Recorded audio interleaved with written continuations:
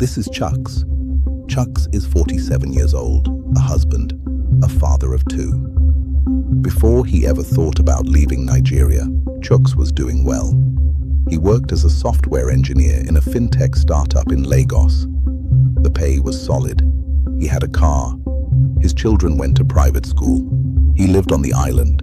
He had even started a housing project in his village back home. By Nigerian standards, Chuks wasn't struggling. But comfort is not the same as peace.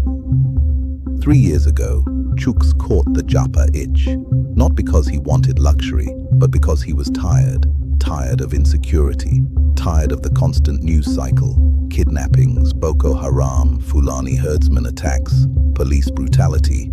Then came the NSAS protests and reports that soldiers allegedly shot protesters. That was the last straw. As a software engineer, Chuks had an exit path. He secured a job in the UK. His employer sponsored a skilled worker visa. He relocated with his family. Like many skilled immigrants, he settled quickly. He got a car. He worked hard. After about a year, he saved enough for a mortgage deposit. Buying a house felt like arrival. It felt like safety. It felt like the right thing to do. Here's the first issue Chuks didn't fully confront. Age.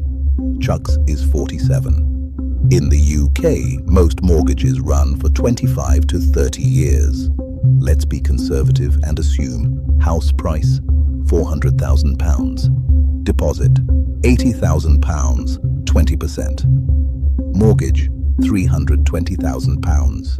Interest rate, 5%. Term, 25 years.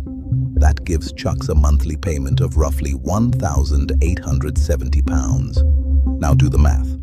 25 years from age 47 means Chuks will be 72 years old when the mortgage is fully paid off. That is well into retirement age. This is the first uncomfortable truth.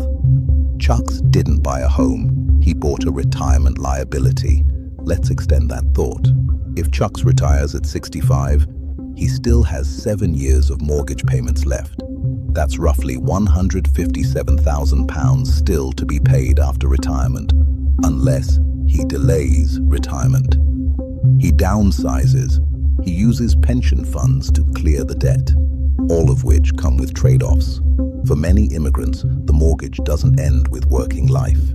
It bleeds into retirement. That's not home ownership. That's deferred stress. Now let's deal with the most controversial question. Is Chuks' mortgage dead money? Let's look at the numbers. Over 25 years, monthly payment, approximately £1,870. Total paid, £561,000. Interest alone, approximately £241,000. That means Chuks pays £320,000 for the house. £241,000 just for the privilege of borrowing. Nearly £250,000 in interest. Now compare that to investing. The first alternative is investing the funds in the S&P 500. Let's assume Chuks does not buy the house. Instead, he rents for £1,400 per month. Mortgage would have been £1,870 per month.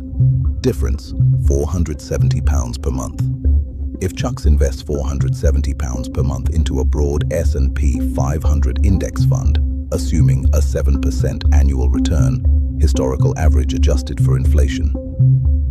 Over 25 years, monthly investment, £470. Total invested, £141,000. Final value, approximately £360,000.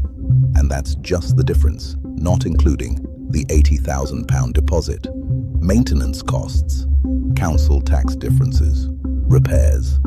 If he also invested the £80,000 deposit at 7% over 25 years, £80,000 to approximately £435,000, combined investment value is £795,000. Liquid, flexible, accessible. Compare that to the house, asset value, uncertain, equity locked, selling costs, no cash flow. This is why some people call mortgages dead money, not because houses don't have value, but because the opportunity cost is enormous. The second alternative is land banking back home. Land banking in Nigeria.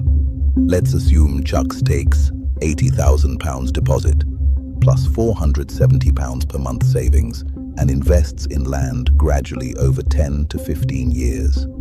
Many peri-urban areas around Lagos, Ibadan, Abeokuta, or even emerging cities can appreciate significantly over time. Even if land returns average a conservative 10% annually, many exceed this.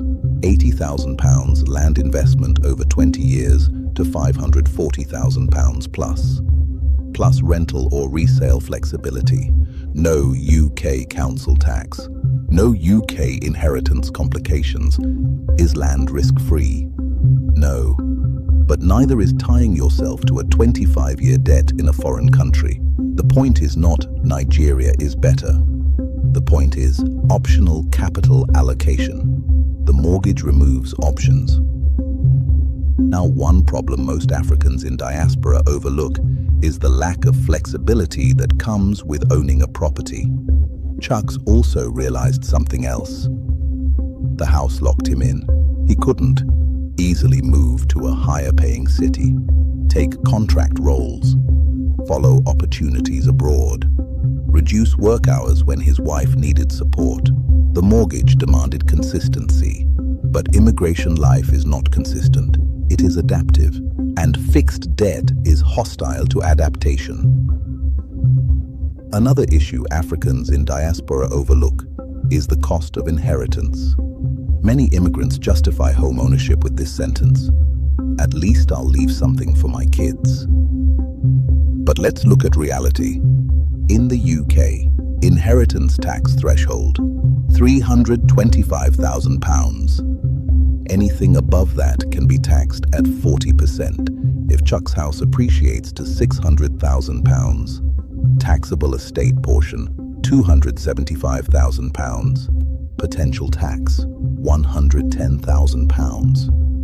Unless he engages in complex estate planning, uses trusts, or gives the house away early, which most immigrants don't plan for.